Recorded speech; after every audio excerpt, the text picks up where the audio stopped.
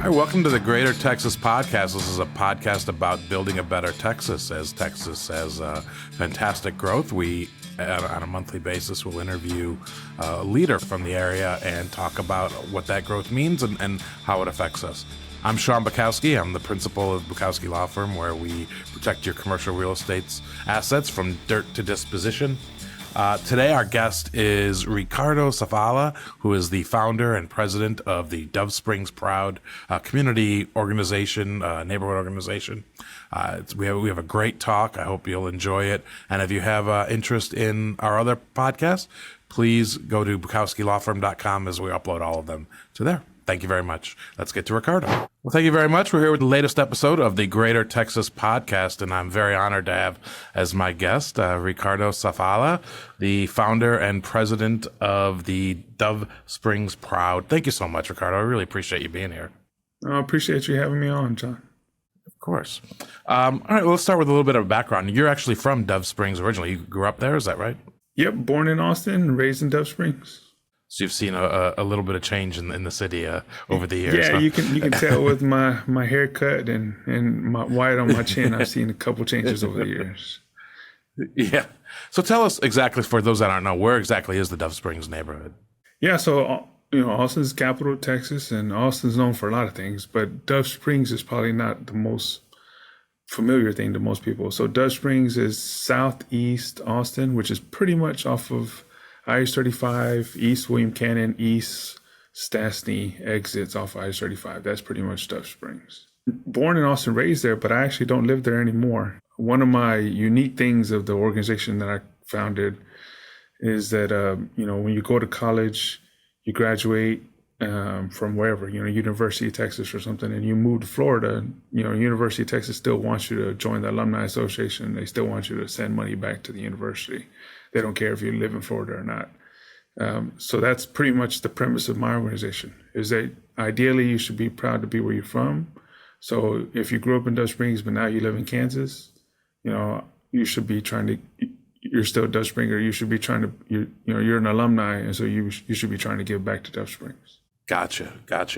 I read somewhere in one of the interviews you did that when you were in high school, you knew you wanted to go to college, but you weren't totally sure how to go about doing that. Is that right? Or tell us that story. Yeah, that's true. So, I went to high school, graduated, and I knew I wanted to go to college, but neither one of my parents, went to college and graduated. So, they were focused on making sure, I had food on the table, roof over my head, but they didn't know the details of how do you get into college. So I just worked straight out of high school, worked at Taco Bell and Target, did a lot of retail jobs. And until eventually I was like, well, you know what? I think I could try this. And so my first instinct was just to go to the community college, the Austin Community College. And I worked full time and went to school at night for the first couple of years, just trying to figure out, how this whole college thing worked. So that's where I started. And then eventually transferred to TSU, is that right? Yeah, so then when I was at ACC, did my hours, and I was like, okay, well, I'm ready to transfer now. So I applied for University of Texas, applied to Texas State University, got into both. But ACC was maybe 30, 40 people in the class. I went and visited both campuses, and UT had 500 kids in the class. And Texas State had 40, 50 in the class. And so when I visited both of them, I was like, no, I think Texas State's going to be a better fit for me. So I went to Texas State and graduated there with my bachelor's. San Marcos is a great town too. It's a great place. And then at some point after you graduated, you started, I guess, your community leadership. Did you always know you wanted to be in community leadership, or how did that develop? When I was younger, actually, it starts really in middle school. I went to Mendez Middle School. When I was younger, I really wanted to get in government, but it was really for the lack of resources. So when I was growing up in Dove Springs, I saw the lack of resources, the lack of government assistance for our neighborhood. So I was like, well, I want to get involved in government. And so my idea as a young kid was like, well, I got to get into politics because that was the only thing I knew about. But as I got older, I found out that you could be really civically engaged and have a lot of influence if you got involved in boards and commissions and committees, and that's really where I started. I started originally there's a community development commission that's appointed by council members for the city of Austin, and that's where I really started. 2004, I was appointed to that commission, and I advised city council on all the CDBG HUD funding that came from the federal government for affordable housing for Austin for about 4 years, and I was the first Dove Springs representative to sit on that commission.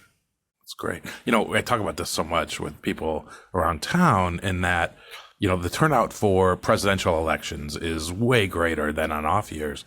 But the reality is your local elections are way more important, generally way more important on a daily basis for residents in this neighborhood. I mean, those are the policies that are enacted that really have an effect on you on a daily basis. Yeah, I agree 100%. When I was growing up, I was like, well, hey, I gotta go see what happens at the Capitol. So I did a fellowship at the Capitol here in Austin, worked for a senator. I did an internship on the Hill in DC at the Capitol there.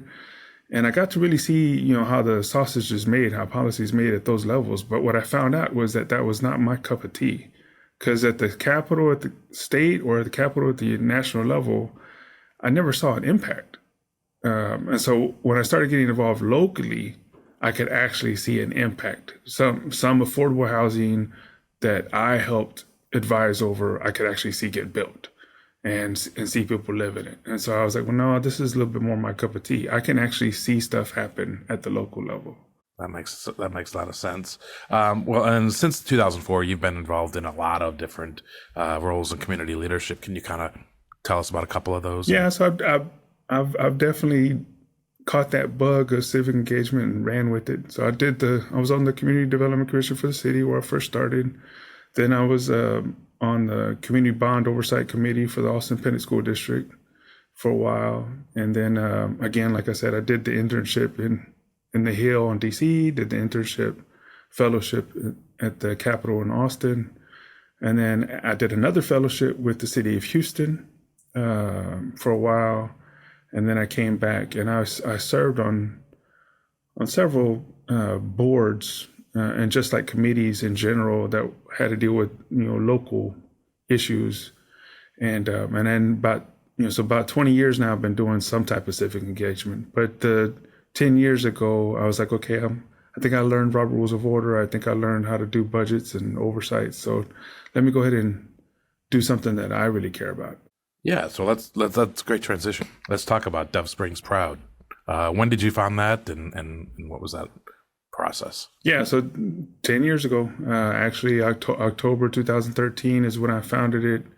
And it was that same premise I talked about earlier is, okay, I don't like duplicating services. So I was like, okay, I'm gonna fill a void. I'm not gonna duplicate something. And so I was like, okay, I don't live in Dove Springs, but that's where I grew up. That's where all my civic engagement, my motivation came from, was trying to get more resources for the community. So I was like, well, let me see, how can I give back to the neighborhood I don't actually live in no more? And so that's why I started Dove Springs Proud as like an alumni group. So I created it as a civic group. We're registered with the city, we're registered with Travis County, we're registered with the Library of Congress. We have an EIN number, we have a W-9, we're all legit. But we're registered kind of like as a Rotary Club, like as a private Rotary Club. And so I created it as an alumni group to see how many other people could I get from the neighborhood who moved on, became lawyers, doctors, engineers, whatever, and see if I get them to give back to the neighborhood they grew up in, so they could help the next, person who wants to be an engineer.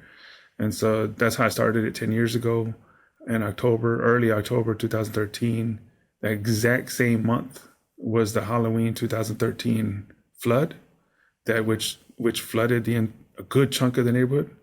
And so what happened was that as I was getting alumni who had moved on, so many people were joining the group and trying to get involved because they were like, hey, I moved, I live in Kansas now, but my mom and dad, my grandma and grandpa still live there. They just got flooded. How can we help them? We need help, this and that. And so it grew. It grew really off of really a community need. There was a crisis, community came together, and that's really how it started. It was not a coincidence, in my opinion, that I started it the same month that some national disaster happened. It was great timing. So tell me about with Dove Springs Proud. What are your goals? What are the sort of what are the achievements you've had? What are the sort of the focus for Dove Springs Proud? Yeah, so I started it with the simple mission statement, and we kept it over the years. The mission statement is just to support the youth and residents of 78744, and that's it. So it's simple, but it's large enough that it kind of lets us dive in anything. So pretty much over the 10 years, it's emerged into what it is now. We focus on doing a gala every year to award and recognize the volunteer people who are on all the PTAs of all the schools in the neighborhood. We got 19 schools in the neighborhood, so there's a PTA for every single one of them. Those volunteers on the PTA, the secretary, the president, the vice president, they don't get paid to do that, but they're giving back to that campus. So we recognize them. We recognize the different citizens in the neighborhood who are doing something. They're organizing the adopt a park, clean up the park. They're doing those things on their own. We recognize them at that gala. Then we have, and it's the only formal gala that's in the neighborhood. And then we have a youth summit where we invite all the high school kids from the neighborhood to come to one event to learn about how do they go to college. So they're not like me when I was a kid. They actually get informed, how to stay healthy and how to stay out of trouble. And so our neighborhood has a high rate of juvenile obesity, juvenile diabetes, a lot of juvenile cancer. And then we have a lot of people for different reasons get incarcerated for something.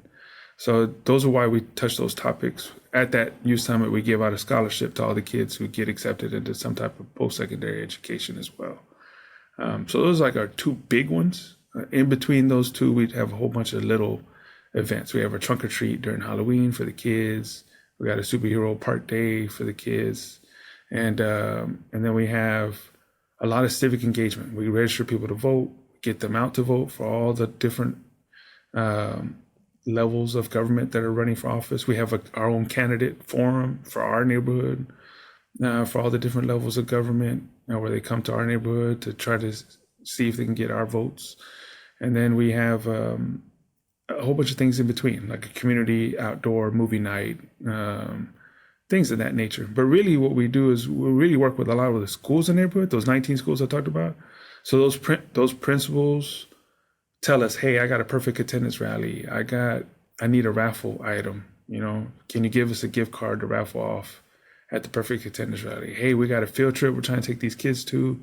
Some of the parents can't afford the cost for the field trip. Can you help sponsor some of the kids for this field trip we're trying to take them to? Or, maybe there's a kid who's getting into trouble and coming to the principal's office too often. And maybe if we gave them a gift card to some special place they really like, they would stop coming to the principal's office if they had this incentive to behave better. So we do stuff like that throughout the year. And is your vision I assume, to continue to grow and do more events as you go forward and provide more services to the community? Yeah. So in the 10 years we've been around, we've given out 90 college scholarships. We've helped 4,900 people with medical and funeral expenses, because that's one of the other things we do is that unfortunately kids get diagnosed with cancer. Kids get diagnosed with diabetes. Kids are riding their bike, get hit by a car. They're riding in their car with their mom and dad, they get in a car accident. Stuff happens that life just happens. Nobody was preparing for, and now people need help to pay that medical bill. And then what if the kid does get cancer? And what if, unfortunately, they do pass away? That family didn't have, insurance on their 5-year-old, so they need help paying that funeral costs. And so we help with that type of stuff too throughout the year. So that's really right now, the last 10 years, the vision has been just trying to build community pride, trying to bring back all that intellectual talent that left to give back to the neighborhood. That, they don't necessarily have to move back to Dove Springs, but they can still give back in one way or another, whether it's volunteering or financially to help the neighborhood. Well, let's move on to a discussion on sort of where we see Austin and Texas in general now and in the future. And the reason I really wanted to have you on is because, I've been doing this for a little over a year, and, I work in the real estate industry, and we often have developers and investors on talking about their sort of vision and what they see. And it occurred to me that I haven't had anybody sort of representing the neighborhood on and kind of talk about how all of this is affecting an individual neighborhood or neighborhood groups. As you know, Austin's going, I mean, you're from here, so you know this better than anybody. Austin's going through incredible growth. I think the last I saw, the MSA was about 2.3 million. And projection I saw for 2050 is like 5 million for the MSA, which is just incredible.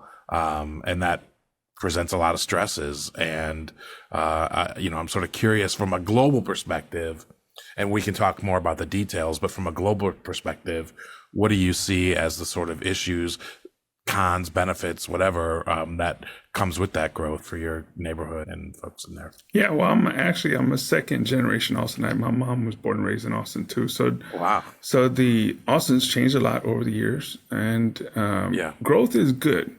It's got pros and cons. Everything's got pros and cons. So from the global point of view, more residents, more mixed income, more just better investment in the property and the land. Those are all good pros. Some of the cons are the costs that come with it. So for example, Austin's growing population wise, but if you look at the demographics, it's actually mostly Latino growth that is in Austin. The growth, especially amongst the 18 and under, is Latino population. Are those Latinos moving to Austin from other areas, or is that sort of internal growth, or what is that in general? No, it's actually external growth. Just like, Austin has a lot of people coming from all over the country, and actually domestically, there's a lot of people who come from other parts of Texas that come to Austin. But same thing with the Latino population, it's mostly external. It's immigration that's happening. Immigrants who are coming to Austin area, and they're deciding to pick this as their home, and then they have their family, their multiple kids here. So the population is growing heavily there. So that 5 million you're talking about, it's going to be a wide mix of people, different ethnicities, and it's a good thing. The more diversity, the better. The more mixed incomes, the better. Those are all good things. It's just whether or not if you're coming in from wherever, Kansas, California, or Dallas, or Houston, are you coming in to change the culture of the place you're moving into, or are you coming to actually learn the history, culture that already exists there, and then trying to just become part of what already exists there? That's usually the biggest challenge that I've seen on a global standpoint. And so when you say change the culture, like what can you give some examples of what you mean by that when people come into the neighborhood? Yeah. So Austin in general is seen as a very progressive city, very liberal city, very artist friendly, very college friendly town in general. But that's not all of Austin. There are two sides of Austin, two tails of Austin, pretty much. And so like Dove Springs and other neighborhoods like that, Conley Park, Go Valley, Springdale, Loyola, all those other little areas, they don't get to experience that same type of, topic, that same type of issue. So those parts of the neighborhood, when people are moving in, there's a culture already there that usually, it tends to be whatever. There's a lot of really good art in Austin, but on the Eastern Crescent, it's mostly African American or Latino art. There's a lot of Aztec art, a lot of, murals and things of that nature that are, portraying African American leaders or Aztec warriors, things of that nature that are very good and cool art. But if you're moving in to paint over that mural or paint over that art, which has happened several times in Austin, then that's changing part of the culture. You're not moving in to learn the culture or the history of the neighborhood. You're just coming in because now you need to build your, 3-rise condo there because now you want to live there. That's difference of one of the cons, in my opinion. Gotcha. So one of the things you mentioned was the high cost, and we certainly see that, especially in housing and really everything. Do you have sort of thoughts on how to address those issues? There's been lots of ideas all over. When I was on that Community Development Commission focusing on the HUD and CDBG funding, a a lot of ideas came up, but the one that I liked at the most and still kind of favor the most is the idea of the community land trust. It's like somewhat of a compromise. So Austin's real estate is very expensive, like very expensive. And so affordable housing here, which is they usually call it the 80% MFI, it is high. So if I'm a family of four who makes $40,000 a year, a $200,000 or $300,000 affordable housing home still is way too expensive for me. So the community land trust was one idea that I liked, because Dove Springs was built mostly in the late 70s. So due to back then, there used to be a Bergstrom Air Force Base that most of the housing was built around that time. So those homes were $40,000-$50,000 at one time. That's how much they were sold for. So if a community land trust would be the government, whether it's the city or the county, owns the actual land, but the individual owns the house. So the government owns the land and the individual owns the house. So it kind of splits the property taxes, kind of. And so that was one way of trying to keep people low, relatively low income or middle income, in a place where the property value and property taxes were skyrocketing because of how valuable the land is. There are places in East Austin that the land itself is worth millions of dollars, but the house that's sitting on it is only like $10,000. But it's a tricky issue because you have a lot of generational people who are, some of them are trying to leave their house to their grandson or son, and people who are on fixed incomes who paid off that house 20 years ago, and it's been paid, but because of property taxes, they're starting to not be able to afford it no more because the mortgage is already gone. It's the property taxes that's rising steadily. Yeah. Let's talk about that, because we actually do a lot of work in property taxes, and you're seeing that over and over. And I know the state legislature has tried to make some minor adjustments, but the bottom line is, as the values rise in Austin, there's a homestead exemption, but the housing, as the values rises, the taxes are going to rise. Yeah. So like I said, most of the houses built in 1974, 1975. When Bergstrom Air Force Base is here. So they bought that house for $40,000, $50,000. They're still there. The house is already paid off. But now the property taxes are more expensive than the mortgage used to be. And so now they've gotten older. And so their income's a little bit more fixed now.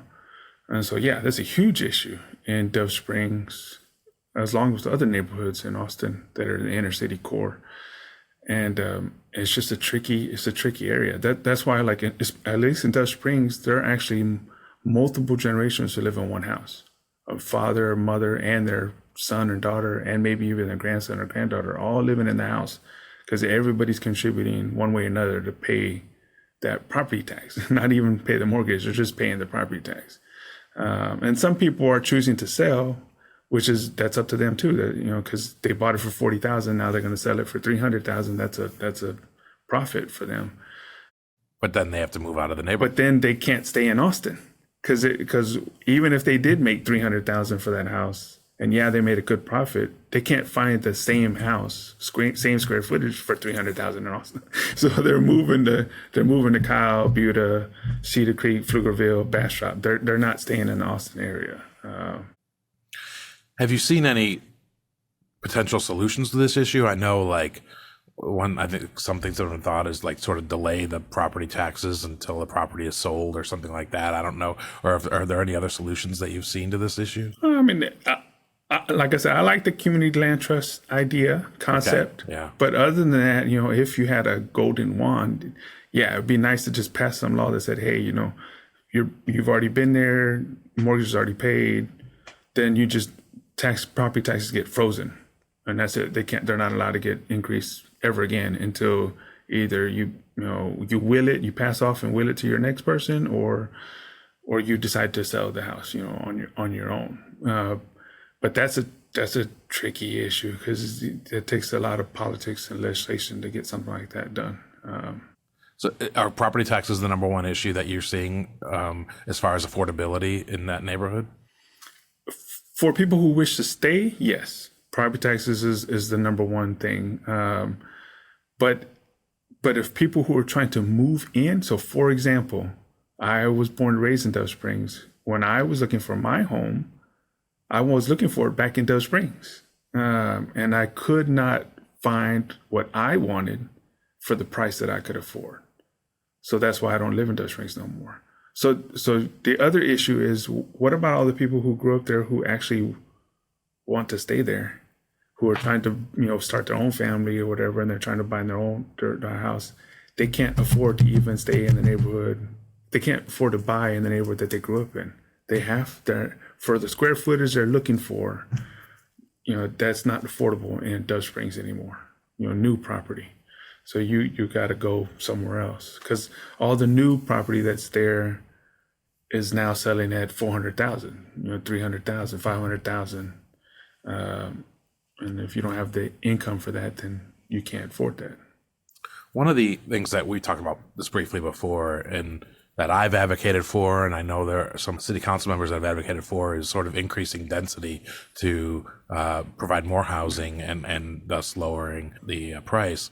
I know you have some issues with that, and I just want to sort of get your thoughts on the problems with increasing density. Yeah, so with everything, there's pros and cons. So Right. Increasing density can help a lot with public transportation. It can help with better accessibility from commercial to housing. You can make it, more multifamily useful. There's a whole bunch of things about that. Taking up less land print, a whole bunch of pros for that. Some of the cons have been, and these cons are ones that I'm talking about as president of my organization, because my organization's got 1,200 members, and we've already voted on this, and my members have already said they prefer single family homes as opposed to some type of high density, development. Right. And really their argument was, I have 5 kids and my kids need a backyard to play in. They need a front yard to play in. They need a backyard to play in. I'm going to have quinceañeras, birthday parties. I'm going to have all my 30 family members over, and we need a big backyard to be able to do our barbecue, have our drinks, and play the loud music we want to play. So right. I can't be in a high density place with my 5 kids and having those birthday parties. So I prefer a single family home that has acreage that I can sit on and enjoy. And so that's really some of the cons, is that family, whatever they're looking for there, doesn't fit with the high density building. And so those are some of the cons, is that Dove Springs, especially amongst the Latino and African American communities, are really big on that traditional family housing structure. If they can afford it, that's what they would prefer. And so instead of a condo or a loft.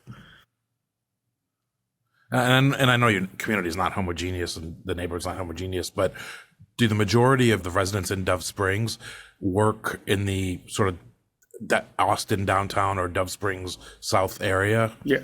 And the reason I'm asking this is because the argument you hear a lot is, well, if you want a big house, you might have to move farther out. But the problem with that is, then if you work in that area. Yeah, no, it's a valid argument, because that's what a lot of people are doing. They're moving to Kyle and Buda to be able to get that larger home with larger square footage footprint. So, but yeah, most of the people in Dove Springs are mostly service industry, construction industry workers. A lot of blue collar workers is the neighborhood. So some of them work in the area, but some of them work downtown. Some are work in Terrytown, Circle C, Oak Hill, Northwest Hills. They work all over Austin, but most of them are in that blue collar labor, service, construction industry. And so that's where most of the neighborhood is. I mean, there's pockets of other titles of jobs, but that's the majority of it. Right. And the problem is, if you're moving farther out, then you have either a long commute that's expensive and takes time, or I don't know what the other option is. I mean, unless there's new work developing out there. So yeah, it's not a great solution. Public transit is very important. Yeah. The light rail or anything further than that is important. It helps you with the commute, lessens the traffic, lessens the air pollution. There's a whole lot of pros with that too. It's just, you really gotta you got to try to break it down to where you can speak the language of whatever community you're trying to serve. So if you can break it down in a certain way where it becomes knowledgeable, information is able to be digested, then the neighborhood has a better input on it. One of the issues is between government and inner city neighborhoods is there's a very bad communication, very bad lack of trust. And so there's a historical stuff happening that, the neighborhood doesn't trust the government for different reasons. And they don't want to go the way Capital Metro is thinking or City of Austin is thinking. And so you have to have some type of liaison to help break that down. Is this just like ingrained distrust from, over the years, basically it's been built up? Yeah, it's pretty common in any inner city neighborhood. But you also got to keep in mind on the demographics. Like I said earlier, a lot of Dove Springs now is immigrants. So you got to keep in mind wherever they're coming from, whatever other country they're coming from, there's also a long history of mistrust of the government. So they're already bringing that bias too as well. But but that's one of the reasons why I started Dove Springs Proud, was to really help on the civic side. Every time the city or the county is trying to do something that affects the neighborhood, to make sure the community is getting that information, digesting it, it's being broken down in the way that the community can understand and actually have some input on. And so like I said, I started the group as an alumni group, but over 10 years, we've changed. So we're like half current residents and half alumni. So the 1,200 of us are split pretty evenly. So there's a good chunk of current residents who are in the group now. And so, they're giving their 2 cents every time the government's trying to do something.